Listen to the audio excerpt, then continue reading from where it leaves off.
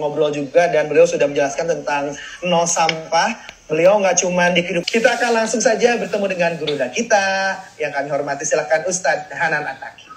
Ya, insya Allah kali ini yang penting saya nggak akan ngomong tentang masalah jomblo, Kak Buni. Aduh, jangan sadar. Baik, bismillahirrahmanirrahim. Assalamualaikum warahmatullahi wabarakatuh. Waalaikumsalam warahmatullahi wabarakatuh. Alhamdulillahirabbil alamin. Wassalatu wassalamu ala asyrafil anbiya'i wal mursalin wa ala alihi wa sahbihi ajma'in. Puji syukur kepada Allah Subhanahu wa taala, hari ini kita bisa nongkrong online di seluruh Indonesia, bahkan ada yang dari luar negeri. Dan hari ini kita belajar banyak dari Teh Siska sebagai inspirator kita, dan belajar banyak dari Kang Gunggun. Secara pribadi beliau adalah guru saya juga yang ngajarin saya tentang banyak hal. Terutama saya baru ngeh lewat Kang Gunggun itu, sedekah itu bukan hanya uang, bukan hanya makanan, sembako. Ternyata setelah duduk berkali-kali dengan Kang Gunggun, saya jadi tahu sampah itu bisa bernilai sedekah dan pahala. Bahkan di Barisan Bangun Negeri yang saya pimpin di Jakarta itu, kita melakukan program sedekah sampah yang awalnya di Bandung, dibimbing sama Kang Gunggun itu, bisa mengkonversi sedekah sampah plastik dan sampah kardus itu menjadi uang senilai 6 juta rupiah, dan kita serahkan ke masjid.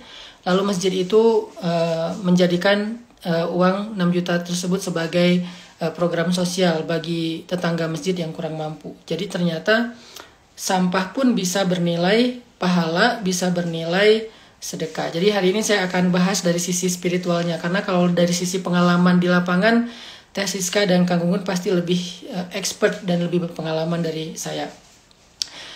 Teman-teman yang dirahmati Allah Subhanahu wa taala, karena hari ini adalah, benar nggak sih hari ini ya? Hari ini atau besok? Oh, hari ini ya? Hari ini Ustadz. Oh iya. Karena hari ini adalah hari pohon sedunia, jadi saya mau sedikit ngebahas tentang pohon. Karena selama ini kan bab-bab kayak gini tuh jarang dibahas ya di tausiah atau di ceramah. Seolah-olah ceramah itu baru berpahala kalau ngebahasnya hanya masalah sholat, hanya masalah puasa, hanya masalah ibadah. Jadi jarang banget kita dapat referensi ceramah agama yang ngebahas tentang kajian Al-Quran seputar bumi, kajian Al-Quran seputar alam. Alam dalam makna tugas kita untuk memelihara dan menjaga, bukan dalam makna hanya sekedar tafakur. Kalau tafakur sih udah banyak yang membahas tafakur alam. Nah, makanya yang perlu teman-teman tahu adalah bahwa dalam Islam itu pohon secara khusus memiliki kedudukan yang sangat penting, bahkan sangat istimewa di dalam Islam. Kalau kita cerita tentang pohon, biar nanti teman-teman jadi paham, oh berarti menjaga, menanam, merawat, memelihara pohon itu adalah sesuatu yang sangat istimewa di sisi Allah. Sama seperti kita menjaga manusia atau melindungi manusia, melindungi keluarga, melindungi anak yatim, memelihara atau membantu orang miskin dan seterusnya, itu sama pentingnya dengan kita menjaga dan melindungi pohon. Karena dalam Islam kalau kita baca literatur Al-Quran atau membaca literatur hadis, bahkan dalam sejarah, Islam itu menempatkan pohon sebagai salah satu simbol kebaikan. Sehingga dalam sejarah manusia, dalam sejarah para nabi, kita banyak banget membaca kisah-kisah para nabi yang berkaitan dengan pohon. Dan bahkan kalau kita baca sejarah nabi itu, ada satu nabi yang namanya Green. Mungkin teman-teman gak sadar ya, tapi pasti teman-teman tahu nabi ini. Namanya Nabi Khadar, yang orang Indonesia nyebutnya Nabi Khidir. Tapi kalau dalam bahasa Arab, orang Arab nyebutnya Nabi Khadar. Orang Indonesia nyebutnya Nabi Khidir. Apa arti Khadar dalam bahasa Arab? Khadar itu dalam bahasa Arab artinya green. Dan itu bukan nama asli beliau, itu bisa dibilang kayak nama beken ya, nama panggilan, kunyah. Atau kalau sekarang disebut nama panggung, kalau penulis disebut nama pena. Jadi Khadar itu bukan nama asli beliau. Allahu a'lam nama aslinya siapa. Tetapi Nabi ini lebih dikenal dengan sebutan Khadar, atau yang dalam bahasa Indonesia artinya hijau atau green. Itu karena kemanapun beliau pergi, negeri yang gersang menjadi subur. Negeri yang warnanya coklat karena kekeringan menjadi hijau karena makmur.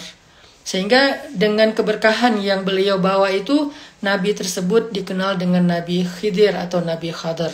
Jadi bicara sejarah Nabi pun, kita menemukan salah satu Nabi yang istimewa karena go green-nya. Jadi sebelum ada gerakan go green akhir-akhir ini, sebetulnya dalam sejarah Islam dan Al-Quran, gerakan itu sudah ada sejak zaman dahulu, yaitu zaman Nabi Musa alaihissalam.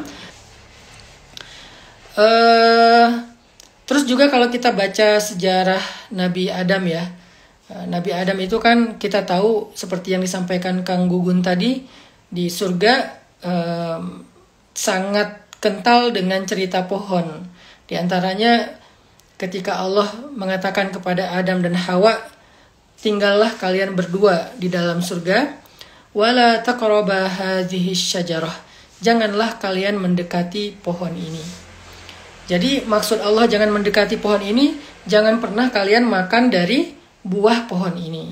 Jangan pernah kalian menebang pohon ini. Jangan kalian merusak pohon ini. Jadi ada satu pohon di dalam surga yang Allah nggak menyebutkan namanya. Tapi kita lebih mengenal namanya dengan istilah syajaratul khuldi, pohon khuldi. Walaupun istilah khuldi itu adalah istilah dari syaitan untuk menggoda Adam. Supaya kalau Adam makan buah khuldi, nanti dia akan khuldi, akan kekal. Itu kan godaan syaitan. Allah sendiri nggak mengatakannya dengan istilah syajaratul khuldi. Allah mengatakannya hadhihi syajarah, pohon ini. Artinya fokusnya bukan tentang kekalnya, fokusnya bukan tentang apa nama pohonnya, tapi fokusnya adalah Allah melindungi pohon tersebut dan menguji Adam. Ujian pertama Adam itu terkait masalah pohon. Jadi ujian pertama Adam itu bukan hawa nafsu. Ujian pertama Adam itu bukan masalah harta. Ujian pertama Adam itu bukan masalah jodoh. Waktu itu karena Adam udah punya pasangan ya. Mungkin ujian sebagian teman-teman masih masalah jodoh. Maaf ya, ke bawah juga masalah itu. Tapi ujian pertama Nabi Adam alaihissalam itu adalah masalah pohon. Wala taqraba hadhihi syajarah. Janganlah kalian dekati pohon ini. Seolah-olah Allah pengen ngomong, janganlah kalian menebang pohon. Janganlah kalian menggunduli hutan. Kalau dalam pemaknaan yang kontemporer. Nah, ternyata ujian ini berat bagi Adam karena godaan-godaan syaitan. Kalau sekarang mungkin berat bagi kita yang pengen ngambil manfaat lebih dari pohon. Contoh yang pengen mengeksploitasi hutan demi keuntungan pribadinya. Papua digundulin, Sumatera digundulin, Kalimantan sekarang udah berubah banget. Bahkan mungkin sekitar 1/3 kurang lebih dari hutan Kalimantan itu sudah berubah karena hawa nafsu dan keinginan-keinginan egoisnya manusia. Ini sama dengan ujian yang pernah dialami oleh Nabi Adam, walaupun Nabi Adam bukan ke arah sana, lebih kepada godaan syaitan terhadap beliau. Kan syaitan menggoda Nabi Adam itu dengan kalimat syajaratul khuldi, pohon abadi, pohon sejahtera, pohon yang bikin hidup Nabi Adam itu nyaman gitu. Begitu juga sekarang orang pengen dapat kenyamanan dengan eksploitasi pohon yang tadi saya ceritakan, hutan dan seterusnya. Bahkan kalau dalam makna yang lebih singkat lagi, yang lebih kecil lagi, dalam contoh yang lebih kecil lagi adalah ketika orang menjadikan pohon itu sebagai eksploitasi kebutuhan pribadinya secara berlebihan. Nah, ini artinya bahwa ujian pertama manusia itu adalah pohon. Kemudian ketika kita baca sejarah Nabi Muhammad ya, Nabi Muhammad. Itu juga banyak sekali kaitannya dengan pohon. Di antaranya Nabi ketika masih muda, masih usia remaja, beliau pergi ke Syam ya, pergi ke Suriah. Nah, di sana Nabi istirahat di bawah sebuah pohon, lalu pohon itu menunduk untuk Nabi. Nabi istirahat di bawah sebuah pohon, lalu pohon itu menunduk untuk Nabi. Sehingga dengan pohon itu menunduk untuk Nabi, Nabi jadi dinaungi dari panasnya matahari. Nah, ini menjadi indikasi juga, contoh juga betapa akrabnya Nabi dengan pohon. Sampai pohon itu dikenal dengan nama Syajaratun Nabi, pohonnya Nabi, sebagai salah satu tanda-tanda kenabian. Kemudian kalau gerakan menanam pohon, ternyata Nabi udah mencontohkannya sejak beliau masih hidup. Di antaranya ketika Nabi menanam pohon kurma yang sangat-sangat berkah dan berkualitas, kita mengenalnya dengan nama kurma ajwa. Jadi saya yakin semua orang yang pergi umroh atau haji itu pasti pesan kurma ajwa. Walaupun ada majdul yang gede-gede ukurannya, ada juga ambar yang gede-gede juga ukurannya. Saya suka beli majdul, ambar tuh saya suka karena ukurannya besar, sehingga satu biji aja kita makan kita udah kenyang gitu. Tapi tetap aja nggak sah kalau nggak ngasih oleh-oleh ajwa. Jadi saya pernah bawa kurma majdul, ambar, dan beberapa jenis kurma-kurma yang lain. Saya taruh di meja ketika pulang umroh. Yang ditanya sama tamu tuh, Ustadz bawa ajwa nggak gitu. Nah, kenapa? Karena pohon ajwa ini ada sejarahnya. Bahwa Nabi lah yang pertama menanam pohon itu, kemudian menjadi ciri khas kurma tanaman Nabi, yaitu kurma ajwa yang berkah. Nah, jadi di sini juga Nabi ngajarin kita untuk menanam pohon sebagai salah satu sunnah Nabi. Terus kalau misalnya kita baca misalnya dalam sejarah ketika Nabi sedang khutbah, Nabi itu pernah khutbah di atas sebuah mimbar yang dibuat oleh para sahabat. Jadi para sahabat itu membuat mimbar kayu, lalu Nabi naik ke atas mimbar itu ceramah. Tiba-tiba Nabi dan para sahabat mendengar suara anak bayi menangis. Dicari-cari di sini nggak ada anak bayi, kok suaranya kenceng banget.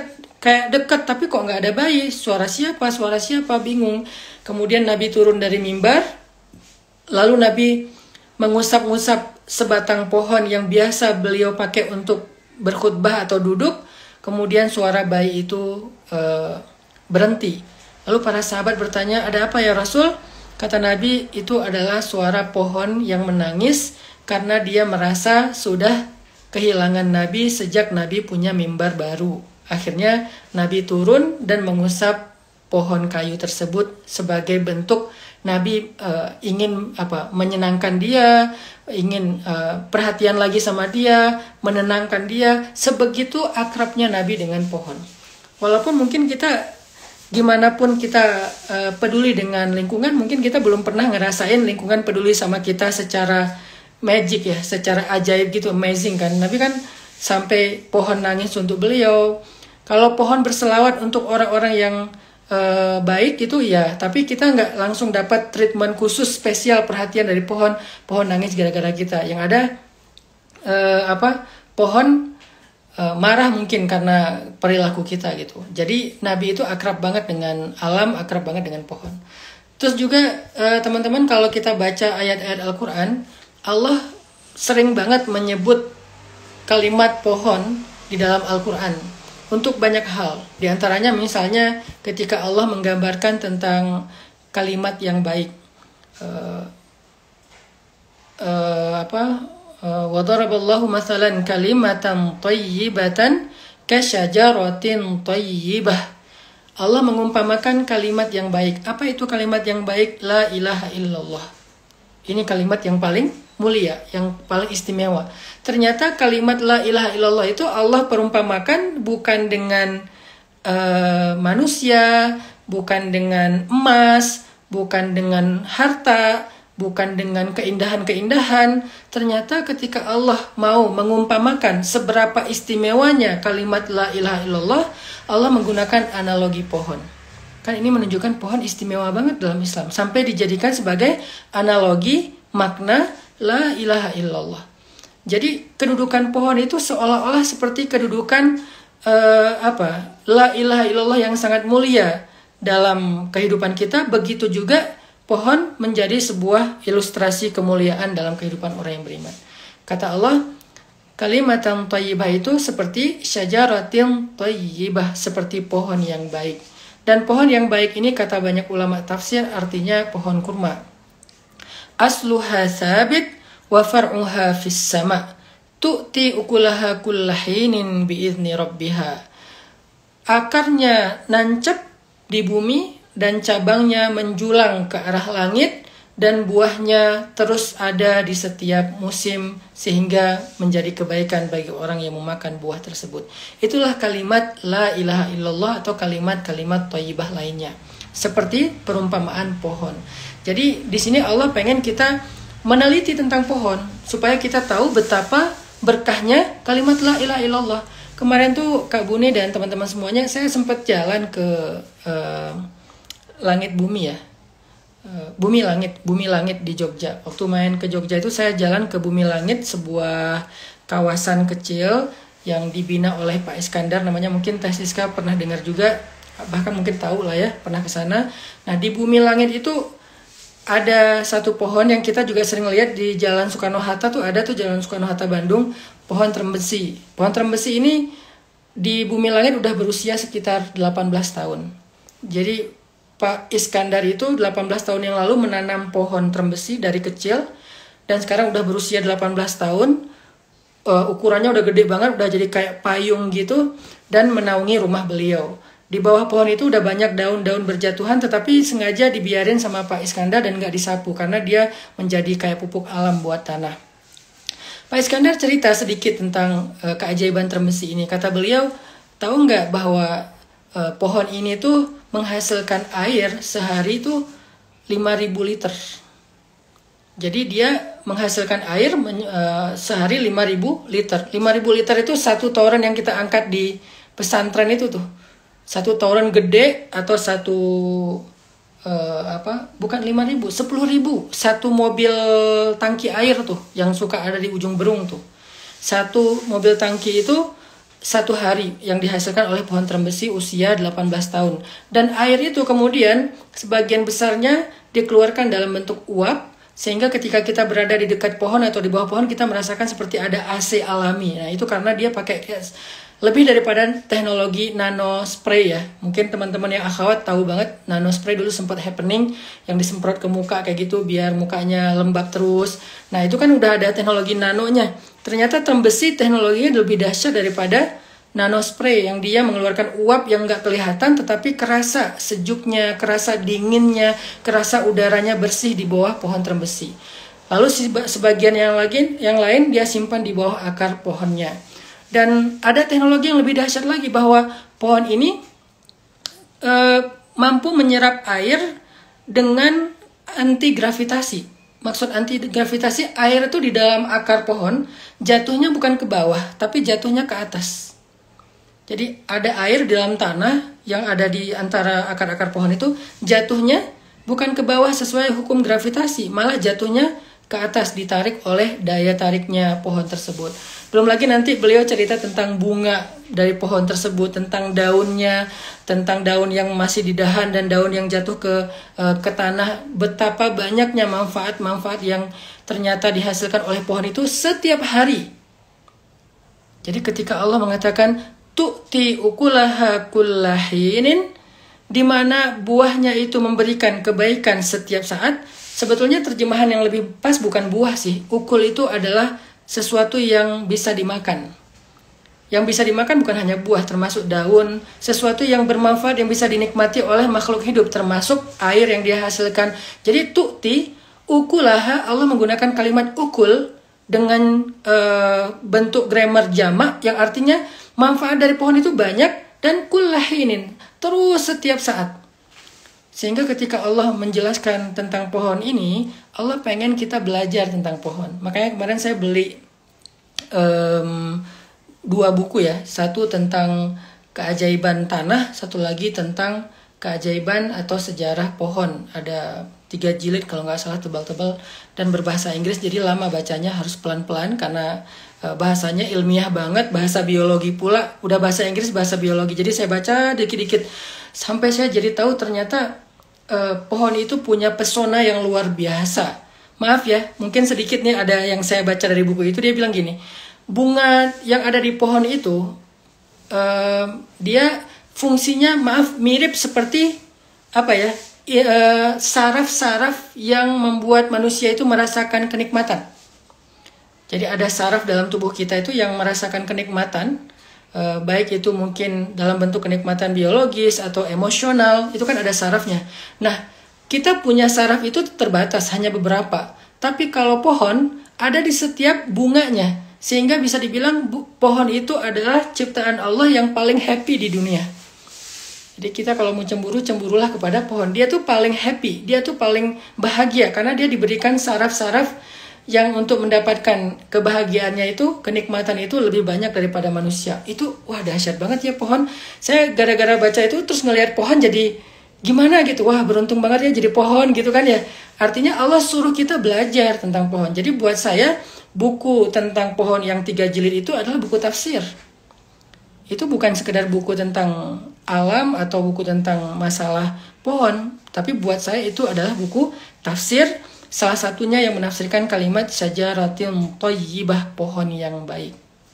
Nah, jadi buat teman-teman nanti coba deh baca atau cari di internet, di YouTube atau dimanapun keajaiban pohon dengan niat pengen mentafakuri ciptaan Allah agar mengerti maksud dari kalimat Allah syajarah thayyibah, pohon yang baik. Sehingga ketika kita tahu betapa banyak manfaat dari pohon itu, kita jadi tahu betapa banyak manfaat dari mengatakan la ilaha illallah.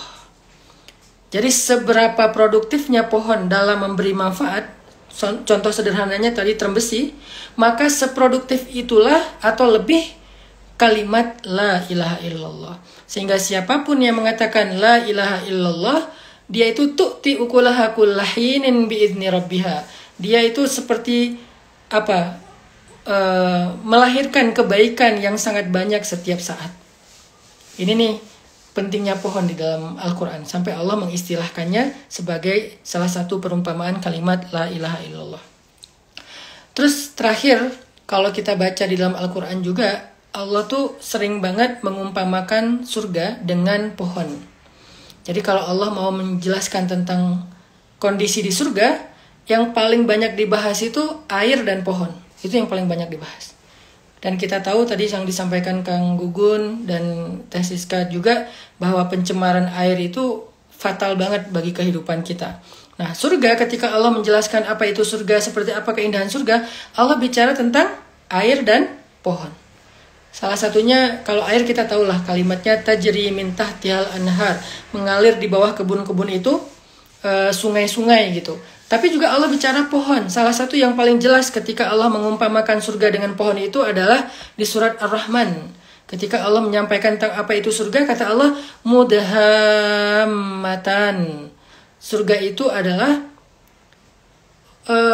tempat yang sangat hijau dan rindang.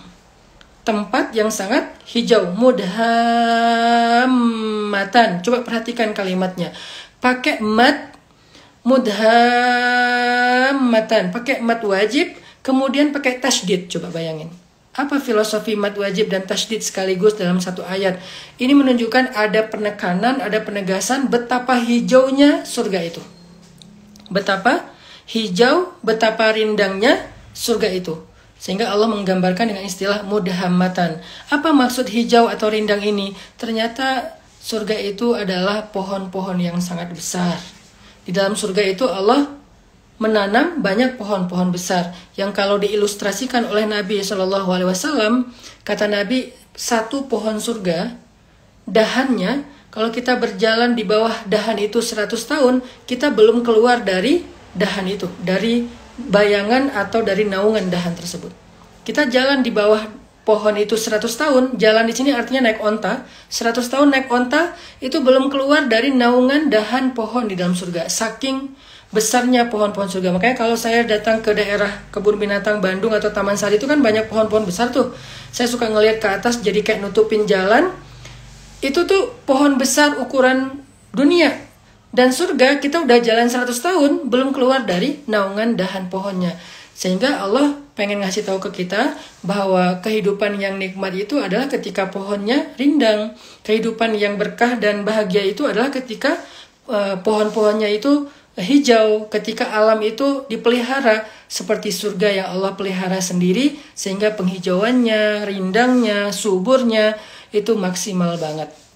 Jadi dari sini kita juga jadi sadar ternyata ketika Allah menggambarkan surga dengan pohon, berarti Allah pengen kita menjaga pohon di dunia kalau kita ingin merasakan sebagian kecil dari kehidupan dan kenikmatan surga. Itu kurang lebih beberapa contoh ya, hanya beberapa contoh doang, simbolik dari ayat, hadis, dan kisah-kisah yang terkait dengan pohon untuk menunjukkan betapa pohon itu sangat istimewa kedudukannya dalam Islam. Sangat istimewa kedudukannya dalam Al-Quran dan Sunnah. Mudah-mudahan dengan demikian kita jadi nggak menganggap remeh lagi lah masalah nanam pohon, masalah nebang pohon, masalah hutan. Itu bukan masalah sekedar masalah orang Papua. Itu masalah kita semua. Itu bukan masalah orang Kalimantan. Itu masalah kita semua. Pencemaran lingkungan itu bukan masalah salah satu dinas terkait di pemerintahan, tapi masalah kita semua. Mudah-mudahan dengan kayak gitu kita bisa menjadi seperti kata Kang Gunggun tadi, khalifah yang memakmurkan bumi. Karena itulah tugas khalifah, imaratul ard, memakmurkan bumi, bukan ifsad, bukan merusak di muka bumi. Itu selamat hari pohon, dan yuk kita menanam pohon di rumah kita masing-masing. Kalau bisa nanti anak-anak muda mulai semangat lagi punya hobi baru, yaitu berkebun atau bertani, karena itu salah satu hobi orang-orang solih dari zaman dahulu. Barakallahu fikum. Barakallahu fiik, jazakallahu khair gurunda kita Ustadz Hana Ataki yang sudah memberikan ilmu motivasi seperti biasanya. Kalau saya pribadi, saya termotivasi untuk pengen jadi pohon Ustadz. Tapi pohonnya nggak yang jomblo ya, pengen